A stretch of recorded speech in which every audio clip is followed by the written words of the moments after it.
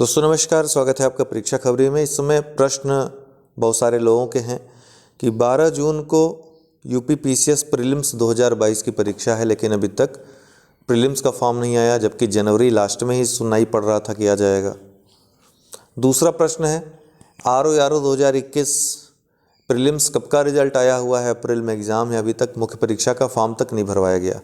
जबकि पहले क्या होता था, परिणाम के 8-10 दिन के बाद ही या उसके 4-5 दिन बाद से ही मुख्य परीक्षा का फॉर्म अप्लाई करना शुरू हो जाता था। तो इसका जो कारण है वो कारण अच्छा है, जिसको सुनकर आपको सुकून मिलेगा। ये कारण ये है कि कई बार ऐसा होता है कि आयोग जब नोटिफिकेशन निकालता है तो तमाम ऐसी डिग्रियां, ऐसी एलिजिबिलिटी होती है जिसमें समकक्ष लिखा होता है। ये समकक्ष क्या होता है, वेरिफिकेशन के समय इसमें समस्या आती थी।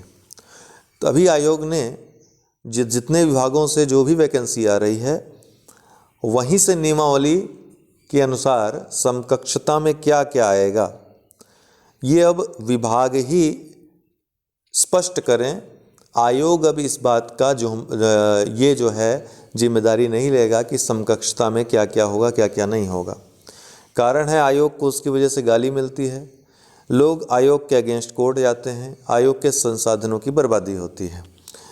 तो आयोग ने अब ये कदम उठाया है कि जो विभाग ये समकक्षता लिख कर देता है ना, समकक्ष शब्द डिफाइन करके भेजे कि समकक्षता में क्या क्या आएगा। सेम यही चीज़ आपके एआरओ के साथ लागू हो गई है। अब एआरओ पद के लिए जो ओ लेवल और समकक्ष लिखा हुआ है, आयोग का कहना है या तो आप समकक्ष पद को हटाओ, जो डिग्रियां, जो एलिजिबिलिटी है साफ साफ लिखो, या फिर हमें बताओ कि समकक्षता में क्या क्या आएगा। ये हमारा काम नहीं है देखना कि समकक्ष में क्या क्या है। अभी तक क्या था, जिम्मेदारी पूरी आयोग की हो जाती, तो आयोग में जो भी ऑफिसर होता था अपने अनुसार काम करता था, जो यहाँ विशेषज्ञ पैनल होता था। तो आयोग ने ये अभी जो है जिम्मेदारी लेने से मना कर दिया है। अब इसीलिए यूपी पीसीएस 2022 के तमाम ऐसे पद थे जो वापस चले गए, जो सुनाई पड़ रहा था टेक्निकल रीजन के कारण, कि स्पष्टता संबंधी जो भी चीज़ें हैं, जो भी दुविधाएं हैं, इसको आयोग नहीं सॉल्व करेगा। इसको जो विभाग हैं जहां से वैकेंसी आ रही है वही इसको सॉल्व करके भेजें, या कार्मिक ही सॉल्व करके भेजें। ये हम नहीं सॉल्व करेंगे, ये हम अब ये बाउंडर अपने ऊपर नहीं लेंगे। तो ये एक बड़ा कदम आयोग की तरफ से आत्मरक्षा में उठाया हुआ है।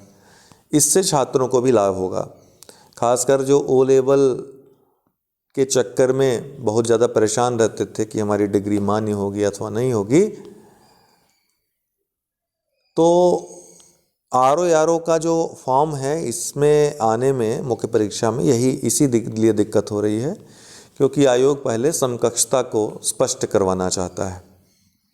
ठीक है, अब ये बात अलग है कि वो समकक्षता जो आएगी इनके पास वो पब्लिक करते हैं या वेरिफिकेशन उसी अनुसार करते हैं, उसको गोपनीय रखेंगे, आरटीआई में देंगे, वो बात अलग है। लेकिन अब समकक्षता आयोग डिसाइड नहीं करेगा, ये शासन से ही आएगा जहां से वो पद आ रहे हैं। चलिए आज की महत्वपूर्ण खबरों पर विचार कर लेते हैं। राष्ट्रीय टीकाकरण दिवस के रूप में 16 मार्च को मनाया जाता है। पूरे राष्ट्र को टीकाकरण का महत्व समझाने के लिए भारत में हर वर्ष 16 मार्च को राष्ट्रीय टीकाकरण दिवस मनाया जाता है, जिसे राष्ट्रीय प्रतिरक्षण दिवस भी कहा जाता है, नेशनल इम्यूनाइजेशन डे। राष्ट्रीय टीकाकरण दिवस मनाने के पीछे मुख्य उद्देश्य सभी लोगों को पोलियो के खिलाफ जागरूक करने और दुनिया से इसे पूरी तरह से मिटाने का प्रयास करना है। मौजूदा समय में कोरोना वायरस महामारी से भी लोगों को बचाने के लिए विश्व भर में टीकाकरण अभियान चलाया जा रहा है। राष्ट्रीय टीकाकरण दिवस 2022 की जो थीम है बहुत महत्वपूर्ण है, वैक्सीन वर्क्स फॉर ऑल, टीका सभी के लिए कारगर। इस दिन के इतिहास के बारे में बात करें तो पहली बार वर्ष 1995 में यह दिवस मनाया गया था। 1995 में दरअसल भारत ने पल्स पोलियो कार्यक्रम शुरू किया और ओरल पोलियो वैक्सीन की पहली खुराक दी गई थी। इसी उपलक्ष्य में 1995 से ही इस दिन को 16 मार्च के दिन को राष्ट्रीय टीकाकरण दिवस के रूप में मनाया जाता है। बाफ्टा अवार्ड 2022 सर्वश्रेष्ठ फिल्म का अवार्ड जो है the power of the dog को मिला है। सर्वश्रेष्ठ निर्देशक का अवार्ड जेन कैंपियन को मिला है। लीडिंग एक्ट्रेस का अवार्ड जोआना स्कैनलन को मिला है आफ्टर लव मूवी के लिए। लीडिंग एक्टर का अवार्ड विल स्मिथ को मिला है किंग रिचर्ड के लिए। Outstanding British film award Belfast को मिला है। Film not in the English language category में ड्राइव माई कार ने अवार्ड जीता है। 5 भारतीय महिला मुक्केबाजों ने जीते मुक्केबाजी में स्वर्ण पदक। 14 मार्च 2022 को अम्मान जॉर्डन में एशियाई युवा जूनियर मुक्केबाजी चैंपियनशिप की युवा प्रतियोगिता में 5 भारतीय महिला मुक्केबाजों ने स्वर्ण पदक जीते। 50 किलोग्राम में तमन्ना और 48 किलोग्राम वर्ग में निवेदिता कार्की ने स्वर्ण पदक जीते, जबकि 60 किलोग्राम में शाहीन गिल, 63 किलोग्राम में रवीना और 75 किलोग्राम में मुस्कान ने भी स्वर्ण पदक जीता। पैरा बैडमिंटन में प्रमोद भगत ने जीते 2 रजत 1 कांस्य पदक। दुनिया के नंबर 1 रैंक खिलाड़ी प्रमोद भगत ने हाल ही में संपन्न हुए इबरड्रोला स्पेनिश पैरा बैडमिंटन इंटरनेशनल 2022 में 2 रजत और 1 कांस्य पदक जीता। दुनिया के दूसरे नंबर के खिलाड़ी सुकांत कदम ने भी कांस्य पदक जीता। प्रमोद ने पुरुष सिंगल्स SL3 रजत और मिक्स्ड डबल्स SL3 SU5 कांस्य पदक जीता। इंग्लैंड के डेनियल बेथेल ने प्रमोद को 9-21, 13-21 से हराकर स्वर्ण पदक जीता था। किसने? इंग्लैंड के डेनियल बेथेल से। तो किससे हारे हैं ये भी नाम महत्वपूर्ण हो जाता है।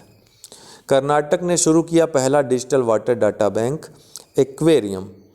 कर्नाटक के IT मंत्री CN अश्वत्थ नारायण ने 14 मार्च 2022 को बेंगलुरु में एक्रा क्राफ्ट ग्रुप वेंचर्स द्वारा गठित भारत का पहला digital water data bank aquarium launch किया।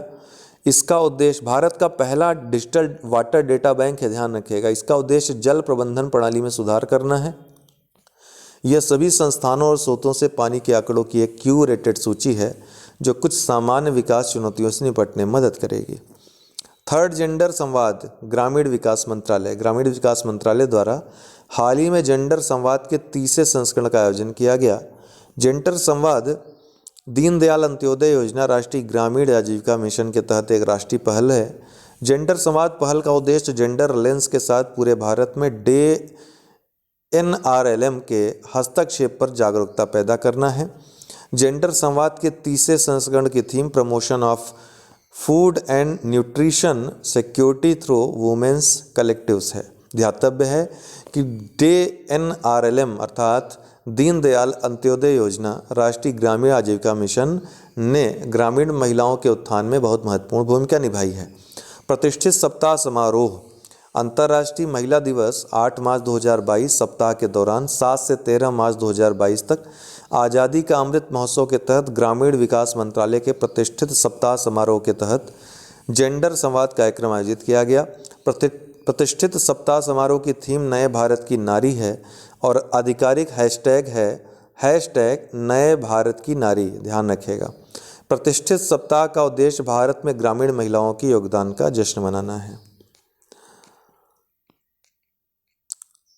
गोज टी एक अगली पीढ़ी का मौसम उपग्रह है जिसे खतरनाक पर्यावरणीय परिस्थितियों का पूर्वानुमान लगाने के लिए किस अंतरिक्ष एजेंसी द्वारा लॉन्च किया गया है? मोस्ट इम्पॉर्टेंट तो नासा के द्वारा इसको लॉन्च किया गया है। WHO ने 3 मार्च को वर्ल्ड हियरिंग डे के रूप में घोषित किया है। 2022 में विश्व श्रवण दिवस का विषय क्या है? वर्ल्ड हियरिंग डे का विषय क्या है? विषय पूछ रहा है तो जीवन भर सुनने के लिए ध्यान से सुने। To hear for life, listen with care. राष्ट्रीय ई गवर्नेंस डिवीजन के CEO के रूप में किसे नियुक्त किया गया है? राष्ट्रीय ई गवर्नेंस डिवीजन के CEO के रूप में किसे नियुक्त किया गया है? अभिषेक सिंह को। 2022 अंतर्राष्ट्रीय बौद्धिक संपदा सूचकांक में कौन सा देश शीर्ष पे है? तो संयुक्त राज्य अमेरिका इसमें लगातार शीर्ष पे होता आया है। ठीक है। केंद्रीय MSME मंत्री नारायण राणे ने 200 करोड़ रुपए के परिव्यय के साथ MSME प्रौद्योगिकी केंद्र की स्थापना की घोषणा किस शहर में की है? तो सिंधुदुर्ग में की है। ठीक है। भारत में पहली बार किस संस्थान ने महासागर प्रौद्योगिकी के राष्ट्रीय संस्थान के साथ महासागर 2022 सम्मेलन की मेजबानी की? तो IIT मद्रास ने। चीन ने किस रॉकेट का उपयोग करके 22 उपग्रहों को अंतरिक्ष में प्रक्षेपित करने का घरेलू रिकॉर्ड का दावा किया, तो यह है लॉन्ग मार्च 8 रॉकेट। एक्सरसाइज धर्मा गार्जियन 2022 भारत का किस देश के साथ सैन्य प्रशिक्षण अभ्यास है, तो यह भारत का जापान के साथ सैन्य प्रशिक्षण अभ्यास है। तो आज के लिए इतना ही। यूपीपीसीएस प्रीलिम्स मुख्य परीक्षा वैकल्पिक विषय के कोर्सों से जुड़ना चाहते हो तो व्हाट्सअप करें 9453775039। इसके अलावा सोशलॉजी और पब्लिक एडमिनिस्ट्रेशन और हिस्ट्री विषयों के वैकल्पिक विषयों के भी कोर्स उपलब्ध हैं। आप लोग चाहें तो वीडियो PDF कोर्सेज परचेस कर सकते हैं। इसके अलावा यूपीपीसीएस 2022 को टारगेट करके गुणवत्तापूर्ण टेस्ट सीरीज़ भी उपलब्ध है, आप उसको भी ज्वाइन कर सकते हैं सेम नंबर पे व्हाट्सअप करके। बहुत बहुत धन्यवाद।